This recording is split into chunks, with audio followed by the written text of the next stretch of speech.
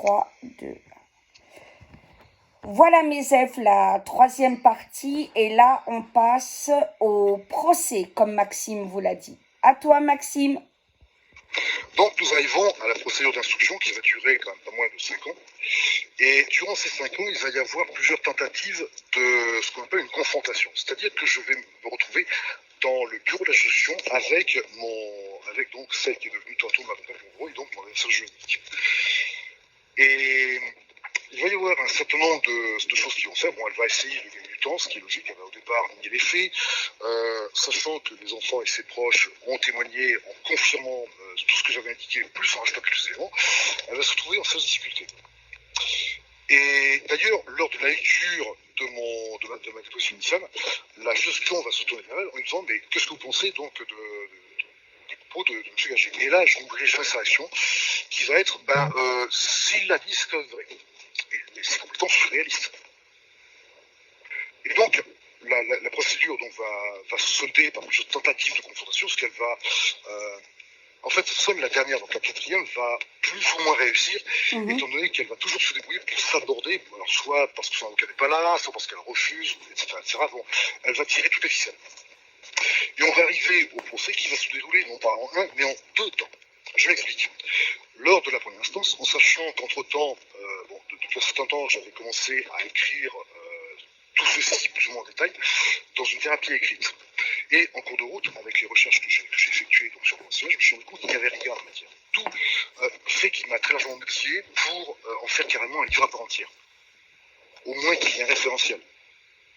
Et donc, suite à cela, je me suis porté volontaire pour un documentaire pour France Télévisions, ce qui a été un gros poker, parce que je reconnais que quand je me suis retrouvé la première fois face caméra, je n'en ai franchement pas large. Ça, c'est clair et net. Ouais, c'est sûr. C'est quelque chose d'assez stressant et angoissant. Donc là-dessus, je comprends très bien que les gens puissent être limite de panique. Ça, c'est une chose tout à fait naturelle. Et donc, au moment des premières instances, il va y avoir une première audience qui va être sur des branches parce qu'elle ne va pas venir, elle n'a pas reçu de convocation parce qu'elle a peur dans son détail. Et il va y avoir un journaliste qui était dans la salle, qui était un journaliste de l'AFP, qui commençait tout doucement à suivre l'affaire. Et mon père et lui, on était en train de discuter ensemble, on se retrouve dans la salle, et il disait dommage que je n'ai pas l'information plus tôt, sinon je vous aurais rempli la salle. Et 2 mois plus tard, effectivement, il va y avoir une deuxième audience, donc pour l'instance, et pas loupé. Il a réussi à non seulement blinder la salle de monde, mais il en restait encore à peu près le quart de l'heure. Puisque ce jour-là, j'étais donc suivi par un journaliste qui se prénomme Cyril Landais, avec son équipe, donc tous les caméras à l'épaule qui me suivaient. Et on devait descendre un escalier pour atteindre la salle d'audience qui était de la 11e chambre. Et il y avait tout un parterre de journalistes qui étaient là, qui attendaient, donc un petit peu plus loin, dans une espèce d'espace entre 2 salles. Et puis naturellement, je me posais des questions, je me disais, ils sont sûrement là pour une affaire d'un politique, peut-être, parce que il n'y avait pas le mouvement de communication là. Donc je ne me suis pas posé plus de questions. Et à peine ai-je posé le pied sur le palier que là, l'un d'eux donne un petit coup de coude à son collègue, ils se mettent tous caméra à l'épaule et ils me foncent dessus littéralement. Ça fait bizarre. Ça fait bizarre. Donc là-dessus, les questions fusent. Bon, je réussis tant bien que mal à répondre à tout un chacun, le plus court possible, ce qui est logique. Même si je connais qu'il y a une ou deux questions qui m'ont fait un petit peu monter un régime dégré, mais bon, j'essaie d'être le plus calme possible.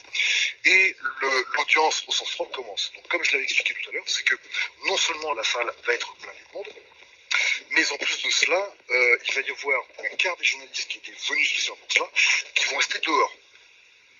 Donc la salle était comble. Et pendant cette audience, la procureure de la République, notamment, va faire un réquisitoire qui va durer plus de 45 minutes. Ce qui est absolument considérable. Il faut savoir une chose, c'est qu'un réquisitoire, normalement, dure, en moyenne, entre 15 et 20 minutes maximum. C'est assez rapide. Puisque le principe d'un réquisitoire, c'est tout simplement d'apposer les textes de loi sur les faits. Mais c'est quelque chose de très succinct. C'est uniquement une valeur indicative par rapport au texte de loi, donc adressée auprès du juge ou auprès des juges s'il s'agit d'un tribunal professionnel, donc composé par 3 juges, dans un cadre correctionnel, puisque nous sommes ici dans un cadre correctionnel. Et durant le réquisitoire de la procureure, c'est bien simple, on aurait presque pu entendre une mouche faire des claquettes en chantant I Sing in the Rain, qui elle s'arrêtait brutalement. Un silence de mort. Et je connais que et moi qui suis pourtant le premier concerné, ça fait drôle. Ça fait drôle. Donc là-dessus, la Cour délibère et un petit peu de temps après, je crois que c'est dans les 2-3 ans plus tard, un premier verdict tombe et Nadia se retrouve condamnée à 18 mois ferme, 10 mois avec sursis, 3 ans de épreuves, ce qui représente le sursis plus ferme. Des dommages d'intérêt, bon, il est plutôt assez conséquent, et ça s'arrête là. Pas d'amende, rien de tout ça. Aussi sec, la procureure publique, qui avait d'ailleurs interrogé la Cour sur le fait que ce dossier aurait dû être traité aux assises et non correctionnel, sachant qu'il y a plusieurs niveaux intermédiaires de justice. Il y a les comparutions immédiates qui sont assez rapides, c'est de quelques mois à 1 ou 2 ans maximum en plafonnement. Ensuite, il y a la procédure correctionnelle où là, le plafond maximal est à 5 ans. Et après, il y a les fameuses assises qui sont à la fois longues et coûteuses, mais où il n'y a de plafond que les limites fixées par la loi. Donc ça peut aller très loin. Et ce dossier aurait dû justement partir, non pas en correction, mais aux assises. Et c'est le procureur de l'époque qui a fait une erreur d'aiguillage puisqu'il a sous-évalué le dossier, enfin du moins officiellement. Et donc, la procureure va faire appel, donc ministère public, et on va partir donc en procédure d'appel. Alors, ce qu'il faut savoir, c'est que dans un cadre de procédure correctionnelle, la partie civile ne peut intervenir que sur les dommages d'intérêt. Si il y a modification de sanction, c'est le procureur qui intervient, donc le ministère public. Maintenant, par rapport à la partie incriminée, elle peut intervenir à la fois sur les dommages d'intérêt et la sanction pénale. Donc il y a une petite différenciation à faire. Et donc c'est ainsi qu'on part en procédure d'appel où la peine va effectivement être légèrement alourdie à 2 ans ferme, 3 ans avec sursis, 5 ans de mise à épreuve, dommages d'intérêt intact, obligation de soins et obligation de réinsertion professionnelle. Ce qu'elle va bafouer très allègrement d'ailleurs par la suite. Mais chose à savoir, c'est que comme la sanction qui tombe dessus est égale ou inférieure à 2 ans, elle fait jouer 2 textes de loi qui sont très importants, qui sont effectivement les lois Tati et Taubira en matière. Et ces 2 textes de loi permettent à une personne qui reçoit une sanction donc égale ou inférieure à 2 ans de pouvoir commuer donc la peine privative de liberté, donc l'incarcération, à une peine d'assignation à résidence avec bracelet électronique, protège-généraux, etc., etc., etc. Donc, techniquement, et ça, j'ai confirmation dans vos entreprises, elle n'a pas fait une seule minute de prison à ce jour. Tout en bafouant très allègrement les autres restrictions auxquelles elle était soumise. D'accord. Voilà à peu près où on en est aujourd'hui. Ok. Et comment vas-tu aujourd'hui? Je suis encore moral, même s'il est vrai que j'ai encore pas mal de flashbacks qui remontent à la surface, je suis dans une dynamique qui est complètement différente. D'accord. En ce sens où je me suis très rapidement penché sur un problématique, sur un plan général. Il y a un certain nombre de choses qui m'ont littéralement sauté aux yeux. Comme par exemple, ce que j'évoquais tout à l'heure en début d'intervention, qu'il n'y a pas de différenciation à faire entre les hommes et femmes victimes. En ce sens où nous sommes d'abord des êtres humains. Exactement. Le sang qui coule dans nos veines est rouge de la même manière. On ressent, moyennant quelques variations, on ressent la douleur exactement de la même manière. C'est un signal électrique qui est perçu par ça. Et que l'emprise psychologique se fait de la même manière de toute façon. Les conséquences sont exactement les mêmes. Tout à fait. Tout à fait. Donc par conséquent, pourquoi toujours, dès qu'il est question de violence conjugale, pourquoi toujours dire et les femmes, et les femmes, et les femmes? Bon, je suis complètement d'accord qu'il faille commencer par un bout ou un autre, mais là, ce qui est en train de se faire est très dangereux en ce sens où c'est en quelque sorte de l'espécisme. C'est-à-dire qu'il n'y a qu'une seule facette qui est privilégiée au détriment de tout le reste. Maintenant, partant de là, quid des enfants ou encore des couples lesbiens ou homosexuels, puisqu'en sachant que dans ces couples-là, le niveau de violence est en moyenne supérieur de 30 à 35% par rapport à un couple hétérosexuel. Ça, très peu de gens savent. Ah, et pourtant, c'est reconnu. Et pourtant, c'est reconnu. Donc, il y a un niveau de violence encore plus élevé. Qu'est-ce qui est envisagé? Rien, c'est un néant total. Et donc, j'ai eu en tête tout un concept qui a germé dans l'esprit, qui est un concept modulaire complètement mixte, et que je souhaite vraiment mettre en place aussi rapidement que possible. Mais avec un désintérêt complet. Là-dessus, j'insiste. D'accord. Puisque malheureusement, il y a beaucoup de structures qui utilisent cette problématique, soit pour servir éventuellement de tremplin politique, soit pour, et ça c'est une chose que je trouve absolument inadmissible, soit pour tout simplement faire un business. Là, il s'agit d'une politique humaine. Donc, qu'est-ce que la politique vient faire ici, clairement? Sinon, éventuellement, fournir les moyens nécessaires. Et qu'est-ce que vient faire la partie business? Là, on marche clairement sur la tête. Oui, tout à fait. On parle quand même de vie humaine. Tout à fait. C'est quand même pas rien. Et par définition, en tant qu'être humain, on a le devoir, que je qualifierais presque de secret, de protéger la vie sous toutes ses formes. Déjà à commencer par les nôtres. D'accord. Crois-tu toujours à l'amour? À ce jour, Oui. oui, clairement. Ah, c'est En ce beau. sens où je n'ai pas, je n'ai pas commis un amalgame qui aurait pu être possible en partant du principe que parce qu'une femme m'a littéralement massacré, que tout soit dans panier. C'est une erreur totale. Voilà. Et Donc ça, j'invite toutes les personnes qui ont cru ça, mais hommes comme femmes, à ne surtout pas cette erreur. Et d'ailleurs, par rapport à cela, si tu me permets, je souhaiterais partager avec vous une citation de feu le capitaine Anson Shakespeare, qui, outre le fait qu'il a été auteur, bon, il était aussi pilote en connaissance dans les années 40. C'est bon, fin de parenthèse historique. Et Solani a tout compris par une seule et unique phrase, qui est celle-ci. C'est folie de haïr toutes les roses parce qu'une épine vous a piqué. À méditer. C'est vrai. C'est vrai. Donc tu es prêt aujourd'hui à d'autres rencontres? Au jour d'aujourd'hui, potentiellement, oui. Bon, même si il est vrai que je fasse mon travail de tendance, mais bon, comme dit l'adage, je fais les choses quand le faut, ce qui est tout à fait logique. Bien sûr. Mais le jour où, celle avec qui j'espérais passer le restant de mon temps terrestre sera face à moi, je sais que mon cœur sera modifié. Je pense qu'il est assez grand pour ça. Tant mieux. Et comment réagissent tes proches maintenant qui savent tout avec toi? Les concernant, ça leur a fait un choc considérable. Et ils en portent encore aujourd'hui certaines marques non visibles. D'accord. Mais ils ont réussi à remonter la pente. Mais il est vrai que ça leur a, psychologiquement, ça leur a mis clairement un genou à terre. Ouais. Tout à fait. Ouais. Mais vous arrivez à en parler avec plus de légèreté ensemble ou c'est douloureux encore? On arrive à en parler dans certaines mesures, mais il y a encore certaines choses qui sont peut-être sensibles, disons.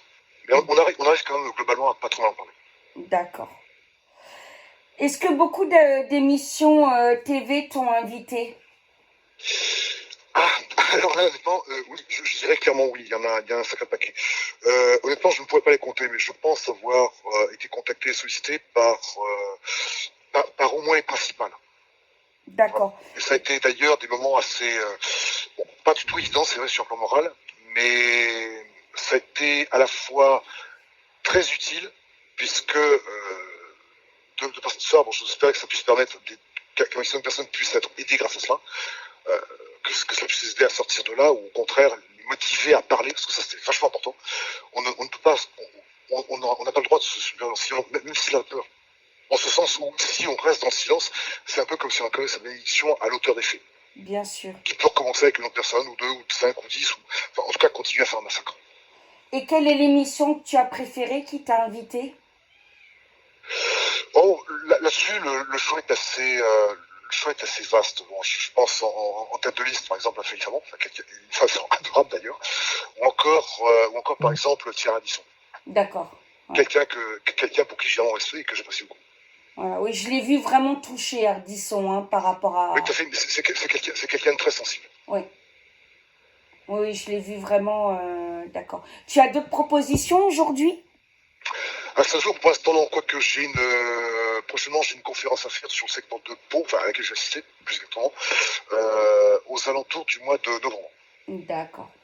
Comment est venue l'idée du livre?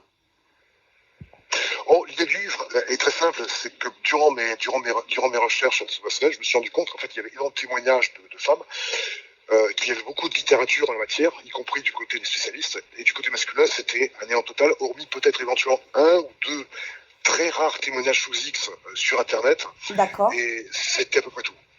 Et c'est là où cela m'a motivé à vraiment essayer de changer les choses, mais d'un côté comme de l'autre, autant que faire se peut. D'accord. Alors bon, bien sûr, je ne prétends pas avoir réponse à tout, ce qui serait d'ailleurs assez gonflé de ma part.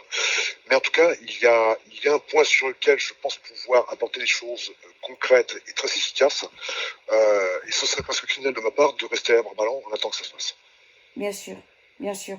Mais en tout cas, je pense que tu dois donner beaucoup de courage aux hommes battus et qui n'osent pas parler. J'en suis mais vraiment convaincue. Et là, on parle plus souvent des hommes, mais il y a aussi des femmes qui se murent dans le silence par peur. Et je suis justement, un des points principaux du projet que je souhaite mettre sur place, c'est justement mettre à l'abri les victimes pour qu'elles puissent être déjà en sécurité, pouvoir se construire rapidement, et surtout pouvoir déposer plainte et parler Mm. en toute sécurité. Tout à fait. Mais sachant que comment dire, que le concept est assez simple, en tout cas sur la base, la mise en place est paradoxalement assez complexe. Mm. Mais plus vite ce sera en place, mieux ce sera. Et là, je suis en train de Absolument. réécrire complètement, le dossier de présentation Ouais. pour pouvoir, en tout cas sur un plan, sur un plan administratif, au moins le présenter de manière complètement personnelle, puisque je l'ai testé à titre personnel à 4 reprises sur le terrain, donc en conditions personnelles, et ça marche au-delà même de mes expériences les plus folles. Ah, c'est bien. Donc, si quelqu'un a le culot de me dire que ça ne fonctionne pas, là, je lui rigole, mais c'est clair et net. Ah oui, d'accord. Ah, Parce que c'est j'ai eu bien. exactement le contraire j'ai vu de mes propres yeux exactement le contraire. Ça marche très bien. D'accord. Et c'est assez simple à mettre en place. D'accord. Dernière question. Est-ce que tu es en thérapie aujourd'hui? Alors, à ce jour, non. J'ai arrêté la partie thérapie, que cela remonte à maintenant, je veux dire approximativement 4 ans. D'accord. Ça t'a fait du bien? Ça m'a aidé à m'en construire, et d'ailleurs, bon, j'ai épuisé quelques psychologues, c'est vrai. Mais en tout cas, à partir du moment où j'ai été mis en relation avec le docteur Alain Legrand, là, les résultats ont été maximisés vraiment à leur quintessence. On n'a pas pu aller plus loin. C'est quelqu'un de formidable, qui m'a guidé avec beaucoup de simplicité et d'intelligence. Et grâce à lui, j'ai pu remonter la pente à toute vapeur. D'accord. Ah ben, impeccable. Impeccable. Ben écoute, je te remercie. J'avoue que pour moi, c'est très émouvant de t'entendre. Tu es touchant. En même temps, tu es combatif. Tu as de l'humour et voilà, tu es vraiment quelqu'un qui mérite d'être connu. Ça, c'est clair. Merci à tous beaucoup. En tout cas, ce qu'il faut, c'est surtout ne pas se murer dans le silence. Voilà, Ce c'est serait une ça. erreur qui pourrait être fatale. Voilà. De toute façon, on aura l'occasion avec les elfes d'en reparler dans les lives parce que je pense qu'avec Oui, ton tout à fait. témoignage, Tout à fait.